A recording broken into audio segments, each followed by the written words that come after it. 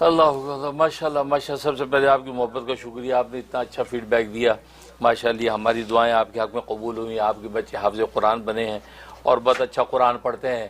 اور قرآن ہی اصل ہے، یہ قرآن ہی اصل ہے. اللہ تبارک و تعالی تخلیق انسان کی ہی تعلیم قرآن کے لیے. الرحمن علم القرآن خلق الانسان علم البیان. الرحمن نے انسان کو قرآن کی تعلیم دی. خلق الانسان، انسان کو پیدا کیا. علم البیان، قرآن کو بیان کرنا سکھایا. اب اس ترتیب میں آپ دیکھیں کہ یہاں پر تعلیم قرآن کو مقدم کیا اللہ نے، تخلیق انسان کو مؤخر کیا ہے. حالانکہ جب پریکٹیکلی عملاً ہم جب دیکھتے ہیں تو تخلیق انسان پہلے ہوتا ہے، تعلیم قرآن بعد میں ہوتی ہے. اللہ نے تعلیم قرآن کو مقدم کیوں کیا؟ یہ بتلانے کے لیے کیا کہ انسان کی تخلیق ہے ہی قرآن کے لیے، انسان کو پیدا ہی قرآن کے لیے کیا گیا ہے. جس کو اللہ تبارک و تعالی قرآن کے علوم، قرآن کی تلاوت اور تجوید، تحسین اور ذوق عطا کر دیا، سمجھو اس کو منزل مل گئی، وہ کامیاب ہو گیا.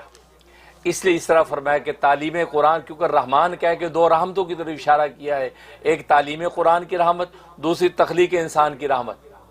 تو گویا کہ اللہ تبارک و تعالی یہ اسلوب جو بدلا ہے، اس کی مثال یوں ہی ہے جیسے ہم کہتے ہیں کہ جب دنیا میں کوئی کام کرنے لگتے ہیں تو غرض و غایت پہلے ذکر کرتے ہیں. آپ کہتے ہیں مجھے سواری کے لیے گاڑی خریدنی ہے، تو سواری کا ذکر پہلے کرتے، گاڑی خریدنا کا ذکر بعد میں کرتے ہیں. اور جب لینے لگتے ہیں تو گاڑی پہلے خریدیں، سواری بعد میں کرتے ہیں. مجھے رہنے کے لیے مکان لینا ہے تو رہنے کا ذکر پہلے کرتے ہیں، مکان کا ذکر بعد میں کرتے ہیں. جب لینے لگتے ہیں تو مکان پہلے لیتے پھر اس میں رہتے ہیں. مجھے پہننے کے لیے کپڑا خریدنا ہے تو پہننے کا ذکر پہلے کرتے ہیں، کپڑا خریدنے کے ذکر بعد میں کرتے ہیں. لیکن جب لینے لگتے ہیں تو گویا کپڑا پہلے خریدتے ہیں، پہنتے بعد میں ہیں. تو دیکھو جو انسان کے ذہن میں اصل غرض و غایت کو پہلے ذکر کرتا ہے، جب عملاً کرنے لگتا ہے تو بالکل اس کے اپوزٹ ہوتا ہے. تو گویا کہ اللہ تبارک و تعالی ان آیات میں یوں فرمایا الرحمن علم القرآن خلق الانسان. گویا کہ اللہ یوں کہنا چاہتا ہے کہ مجھے تعلیم قرآن کے لیے انسان بنانا ہے، مجھے قرآن سکھانے کے لیے انسان پیدا کرنا ہے.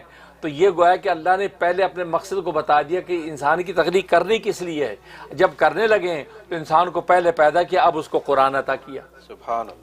تو یہ اصل میں تو لوگ سمجھتے نہیں کہ تعلیم قرآن جو اس میں بھی تعلیم کا لفظ ذکر فرمایا جو وسیع لفظ ہے، جس پہ تلاوت بھی شامل ہے، اس کے تجوید تحسین بھی شامل ہے، اس کے علوم و معارف بھی شامل ہیں، اسے مسائل اور جو اس کے اسرار و حقائق، گویا کہ پورے علوم، پورا ایک عالم دین، عالم بالقرآن انسان بنتا ہے.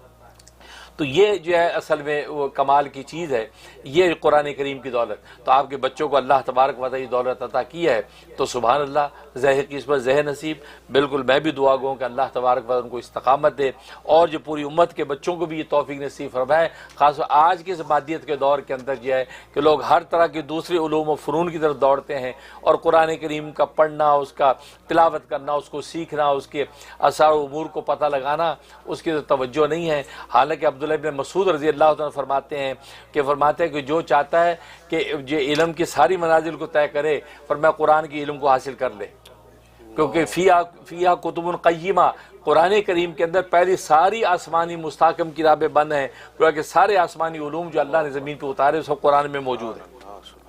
اس لیے قرآن کی دولت آپ کے بچوں کو مل رہی ہے. انشاءاللہ بالکل دعا گو کہ اللہ تبارک و تعالی مزید برکت عطا فرمائے.